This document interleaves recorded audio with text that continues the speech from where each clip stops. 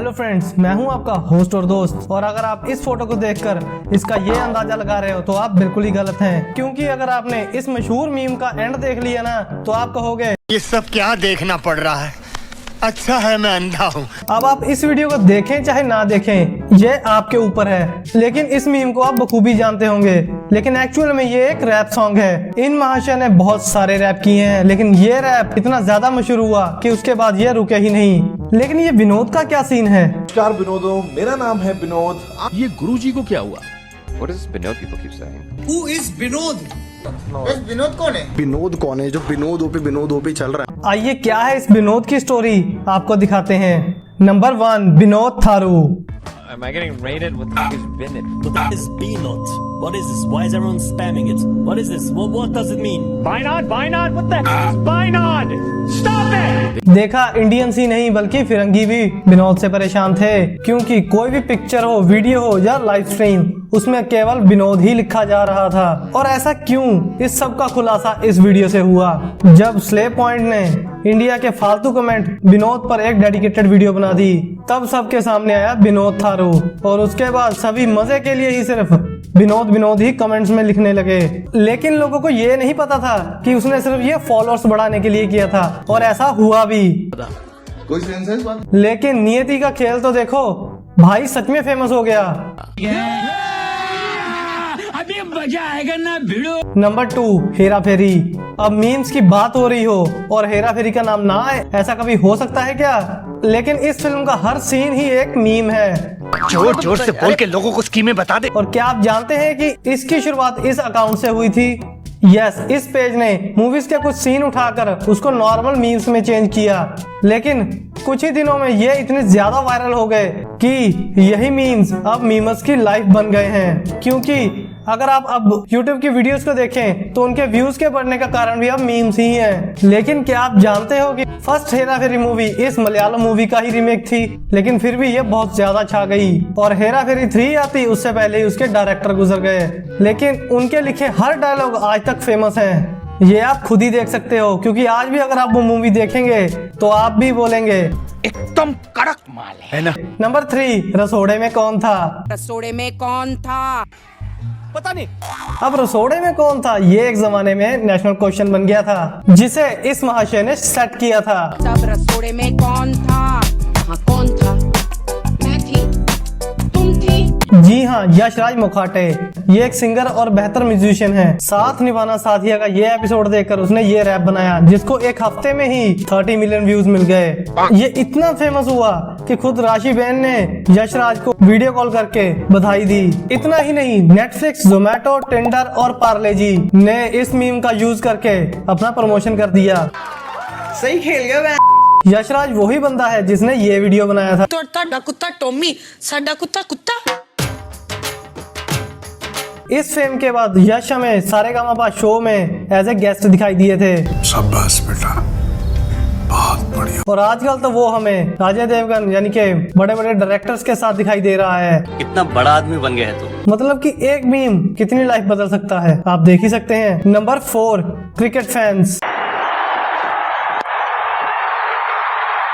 ये heart beat fast करने वाला फाइनल मैच तो आप सभी को पता ही होगा, लेकिन मैच का फुल क्रेडिट शायद इस दादी को जाता है, द प्रेयर दादी।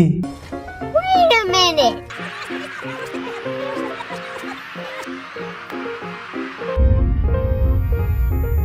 चार बॉल में 7 रन, मुंबई इंडियंस ऑलमोस्ट ये मैच हारने वाली थी, लेकिन अचानक उस दादी के मंत्र ने ऐसा जादू दिखाया कि वो मैच मुंबई इंडियंस 1 रन से जीत गई। लेकिन ऐसा एक बार होता तो मान जाते, लेकिन उसी दादी को दोबारा फिर से स्टेडियम में देखा गया और फिर से मुंबई इंडियंस ने बाजी मार ली। लेकिन आप जानते हैं कि ये नीता अंबानी की माँ है, और बहुत सारे लोग इसे MI नानी के नाम से जानते हैं। अब एक तरफ इस नानी की दुआएं और दूसरी तरफ इस महाशय की बद्दुआ। Yes, disappointed Pakistani fans. दरअसल हुआ ये कि वर्ल्ड कप के popular reaction man Mohammad Akhtar को इतना ज्यादा पॉपुलर कर दिया कि उनको कोका कोला की एड भी आने लगी। नंबर 5, तू कर क्या रहा है? क्या कर रहे हैं यार तू? तो मजाक है क्या? नुकीली जुबान से बोलने वाले भारत पे के फाउंडर को इस मीम ने फेमस कर दिया। हुआ ये कि शार्क टैंक के एक एपिसोड में एक इंसान की एंट्री हुई और उसने ये आइडिया पिच किया। तो रीयूजेबल और पोर्टेबल अटैचमेंट है जो आपके ग्लास में फिट हो जाएगा and when you are drinking your lips is not touching the glass directly. अब आप ही सोचिए, जब स्ट्रॉ जैसी फ्री में मिलने वाली चीज उपलब्ध है तो इस चीज पर कौन पैसा खर्च करेगा। इसलिए ये मोहतरमा पहले ही बोल पड़ी।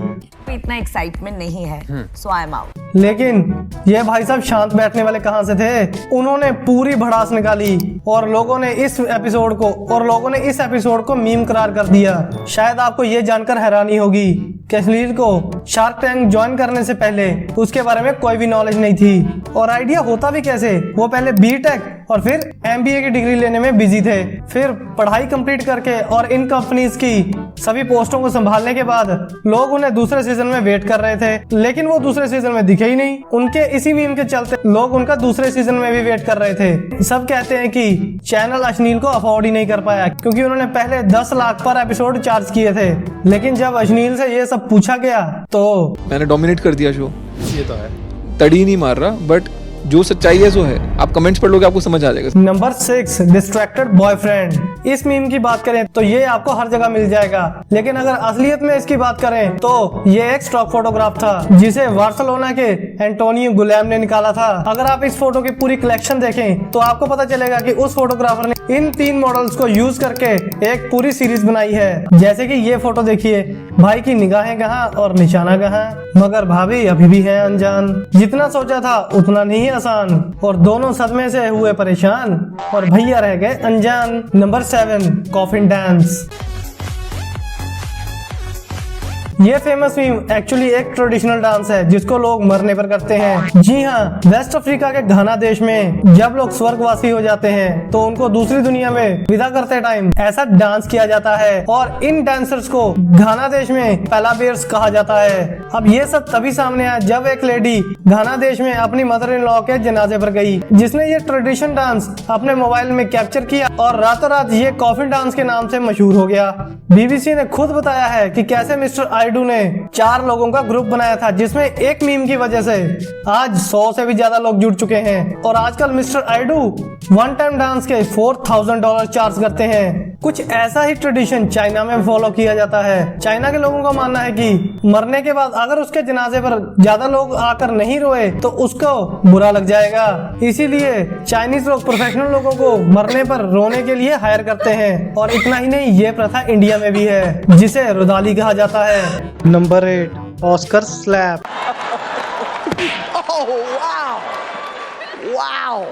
इस थप्पड़ की गूंज इतनी फैल गई कि हर किसी ने इसका मजाक उड़ाया। दरअसल हुआ ऐसा था कि 1997 में विल स्मिथ की वाइफ की ये मूवी आई थी जिसके लिए उन्हें गंजा होना पड़ा था, लेकिन उस फिल्म के बाद उनको एक बीमारी हो गई जिसकी वजह से उनके बाल झड़ने लग गए। ये बात सबको पता होते हुए भी अवार्ड्स के होस्ट क्रिस रॉक ने ये कह दिया, Jada, I love you. G.I. Jane 2, can't wait to see it. All right? ये सुनकर पहले तो विल स्मिथ हंस पड़े, लेकिन अपनी वाइफ का मुरझाया हुआ चेहरा देखकर उनके अंदर हल्की आत्मा आ गई और फिर हुआ ये।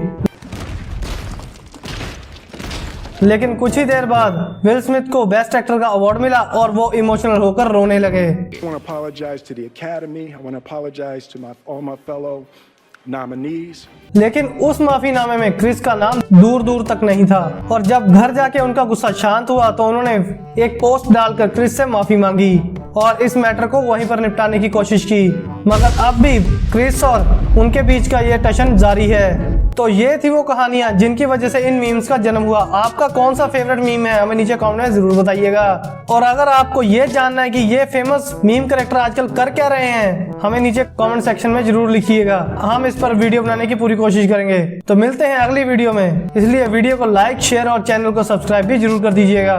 दुआ में याद रखना। जय हिंद, वंदे मातरम।